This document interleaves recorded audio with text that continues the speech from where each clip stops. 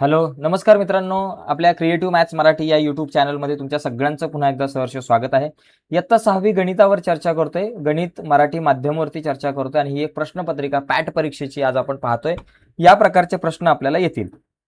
मित्रांनो, गणिताची प्रश्नपत्रिका सुद्धा तोंडी परीक्षा आणि लेखी परीक्षा या दोन भागामध्ये विभागलेली आहे. तर आपण लेखी परीक्षेचे प्रश्न बघूयात. लेखी चाचणीमध्ये तर अतिशय सोपे प्रश्न असतात मित्रांनो. हे सगळे प्रश्न बघण्याच्या अगोदर एक रिक्वेस्ट आहे, नवीन असाल चॅनलवर तुम्ही अजूनपर्यंत आपला चॅनल सबस्क्राईब नसेल केला तर पटकन चॅनल सबस्क्राईब करा आणि त्या बाजूला असलेलं बेलचं बटन दाबा, म्हणजे मी अपलोड केलेल्या प्रत्येक नवीन व्हिडिओची नोटिफिकेशन तुमच्यापर्यंत पोहोचेल. तर बघा इथं काय लिहिलंय, पहिला प्रश्न हा 100% या प्रकारचा प्रश्न येतो. संख्या अंकात लिही. 27,312. तर मित्रांनो 27,312 आपण असं लिहू शकतो आणि इथं आकडा बदलेल मित्रांनो, आकडा बदलेल किंवा प्रश्न बदलेल, परंतु असंच येईल 27,812, 45,313, 44,532 काही येऊ शकतं. आपल्याला उत्तर लिहिता आलं पाहिजे. तर असा हा प्रश्न येऊ शकतो. अतिशय सोपा आहे.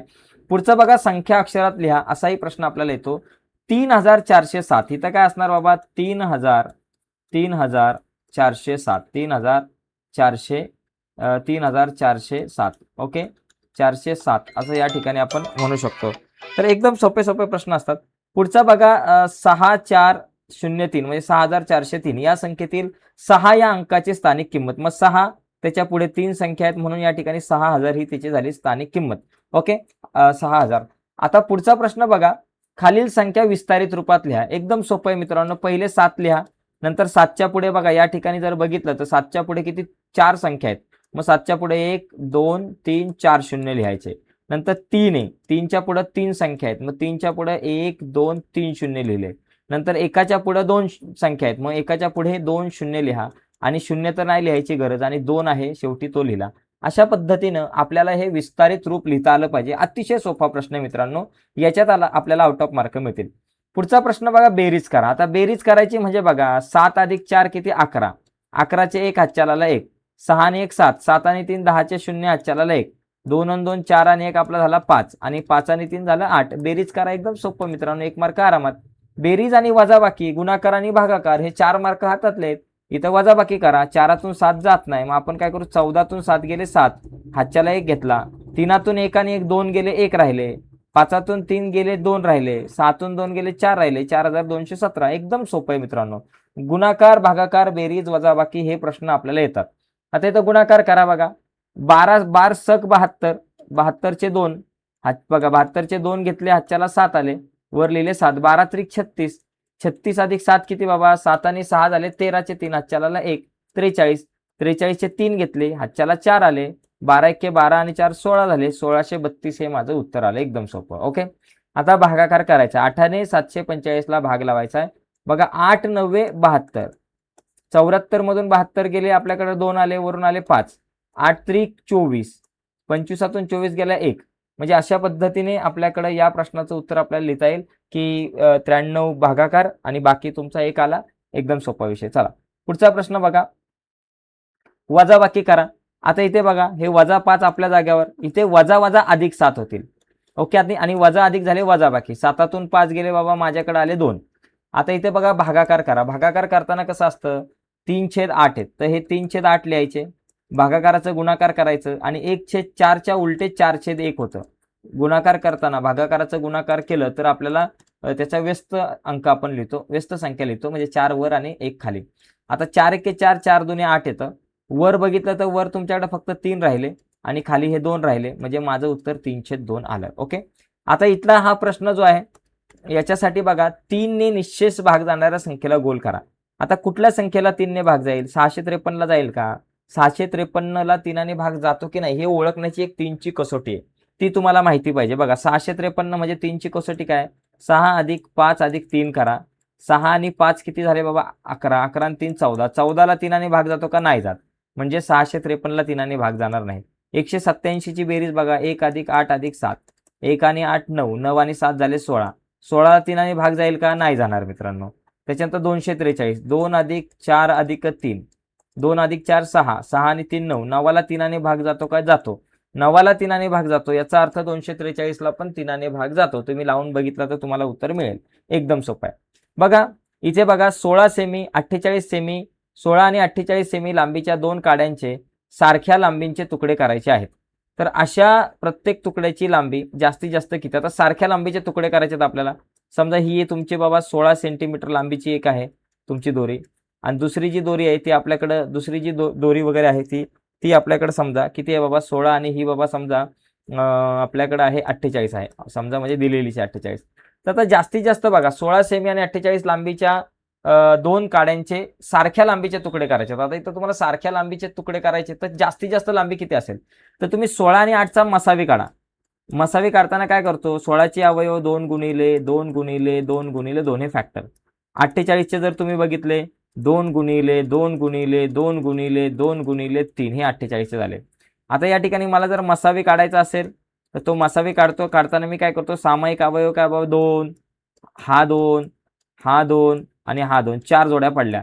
2 गुणिले 2 गुणिले 2 गुणिले 2 किती झालं? 2 दुने 4, 4 दुने 8, 8 दुने 16, यांचा गुणाकार झाला 16.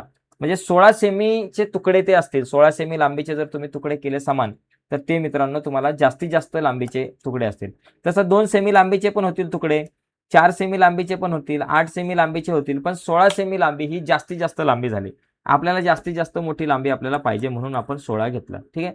हा ही प्रश्न खूप सोपा.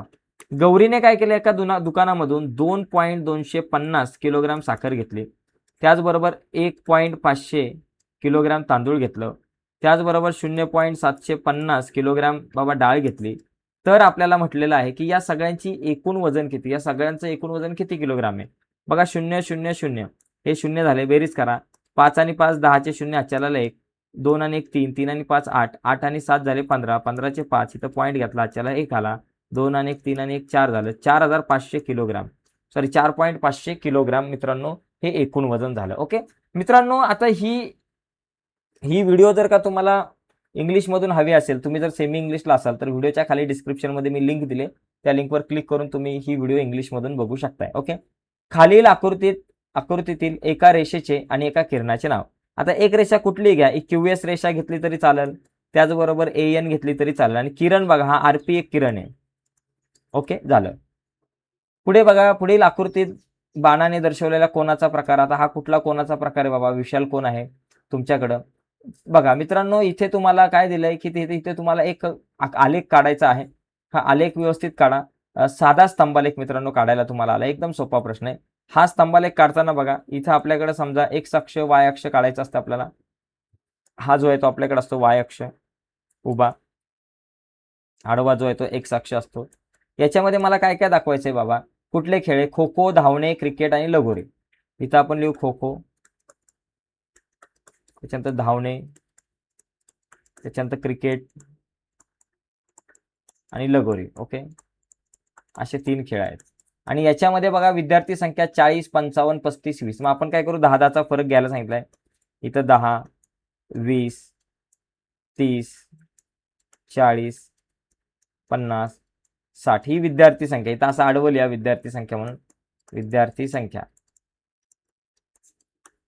विद्यार्थी संख्या. आता इथं प्रमाण लिहायचं. प्रमाण काय? वाय अक्षावर 1 सेमी बरोबर 10 विद्यार्थी, असं इथं लिहायचंय. आता बघा, आता आपण जरा याचा स्तंभ काढू. एकदम सोपा आहे बघा. खो खो साठी जर आपण बघितलं तर खो खो साठी किती विद्यार्थी? 40 आहे. मग खो खो साठी इथं 40चा स्तंभ काढा. त्याच्यानंतर धावण्यासाठी 55 आहे, मग इथून असा 55चा काढा. त्याच्यानंतर क्रिकेटसाठी किती बाबा? क्रिकेटसाठी आपल्याला 35 आहे, मग इथं 35 पर्यंत या, 30 आणि 40च्या मध्ये. त्याच्यानंतर 20 आहे, लगोरीसाठी 20.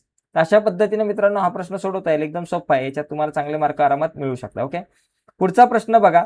एका बागेमध्ये गुलाबाची 40 रुपये आहेत, जास्वंदीची 50 रुपये लावले आहेत. तर गुलाबाच्या रोपांचे जास्वंदीच्या रोपांशी असलेले गुणोत्तर बघा. 40 भागिले बाबा 50 हे गुणोत्तर काढा. 40 बघा, 10 चौक 40, 10 पंचे 50, मग हे गुणोत्तर किती आलं बाबा? 4 5. संपला विषय. एकदम इझी प्रश्न आहे. पुढचा प्रश्न बघा. पुढील अपूर्णांक जो आहे त्याचं शेकडेवारीत रूपांतर करा. आता बघा 15 भागिले माझ्याकडे किती? 25 आहेत. शेकडेवारी म्हणजे खाली 100 आले पाहिजेत, खाली 25 आहेत. या 25च्या जागेवर 100 येण्यासाठी 25ला कितीने? 4 ने गुणलं पाहिजे. मग वर आणि खाली दोन्हीकडे 4 ने गुणायचं. 4 ने गुणल्यावर माझ्याकडे काय उत्तर मिळतंय बाबा?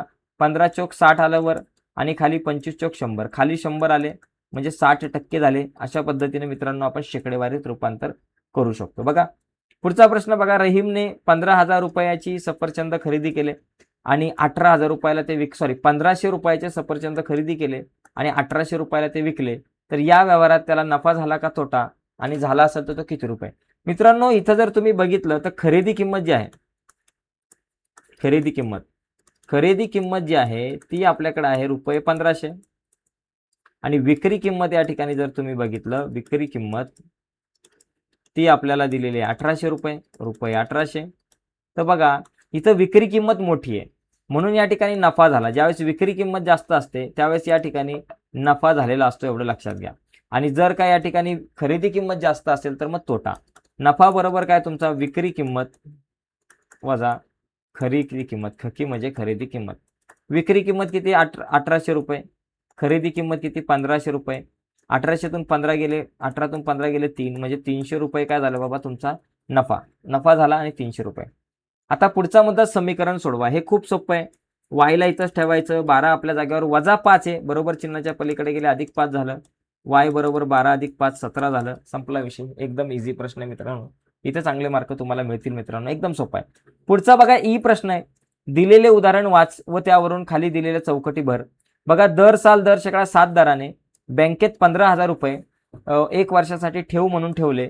त्याला वर्षाखेर समीरने काय केलं? दर साल दर शेकडा 7 दराने, दर किती? 7% बँकेमध्ये 15,000 रुपये ठेवले, म्हणजे मुद्दल किती? 15,000 रुपये 1 वर्षासाठी ठेवले. मुदत किती? 1 वर्ष. तेव्हा त्याला 1050 रुपये व्याज मिळालं. व्याज किती? 1050. बस एवढेच बॉक्स भरायचे, बाकी काय नाही. पुढे बघा, खाली दिलेल्या पर्यायांपैकी समद्विभुज त्रिकोण असलेल्या पर्यायाभोवती गोल कर. समद्विभुज म्हणजे काय? ज्याच्या 2 बाजू एकरूप असतात. इथे बघा 4-4 सेमीच्या 2 बाजू दिसतात, म्हणजे हा समद्विभुज त्रिकोण झाला. इथे बघा आकृतीमध्ये LMNP या चौकोनाच्या सम्मुख बाजूंच्या जोड्या. सम्मुख म्हणजे समोरासमोरील बाजू. इथे बघा बाजू LP आणि बाजू MN. इथे लिहायचं बाजू LP व बाजू MN झालं. त्याचप्रमाणे LM आणि PN, बाजू LM व बाजू PN झालं. चला पुढचा प्रश्न, पुढचे बाकी काही प्रश्न मित्रांनो हे तुम्ही पहा. आपण या प्रश्नांवरती येत्या काळामध्ये चर्चा करू. उद्या परवा आपण 1-2 दिवसामध्ये किंवा पुढच्या व्हिडिओमध्ये आपण हे जे काही पुढचे प्रश्न आहेत या पुढच्या प्रश्नांवरती चर्चा करू मित्रांनो. आता हे पुढचे सगळे प्रश्न जे आहेत त्यांची उत्तर आपण पुढच्या व्हिडिओमध्ये बघणार आहोत. पुढची व्हिडिओ तुमच्यापर्यंत पोहोचावी असं वाटत असेल तुम्हाला, आणि अजूनपर्यंत तुम्ही आपला चॅनल सबस्क्राईब नसेल केला मित्रांनो, तर आत्ताच आपला चॅनल सबस्क्राईब करून टाका आणि त्या बाजूला असलेलं बेलचं बटन झटक्यान दाबा, जेणेकरून मी अपलोड केलेल्या प्रत्येक नवीन व्हिडिओची नोटिफिकेशन तुमच्यापर्यंत पोहोचेल. आणि जर तुम्हाला हीच व्हिडिओ जर इंग्लिशमधून बघायची असेल, तुम्ही सेमी इंग्लिशचे विद्यार्थी असाल, तर या व्हिडिओच्या खाली डिस्क्रिप्शनमध्ये मी या व्हिडिओची लिंक इंग्लिशमध्ये देतो. त्या लिंकवर क्लिक करून तुम्ही हीच व्हिडिओ इंग्लिशमधून बघू शकताय. बाय मित्रांनो, धन्यवाद सर्वांना.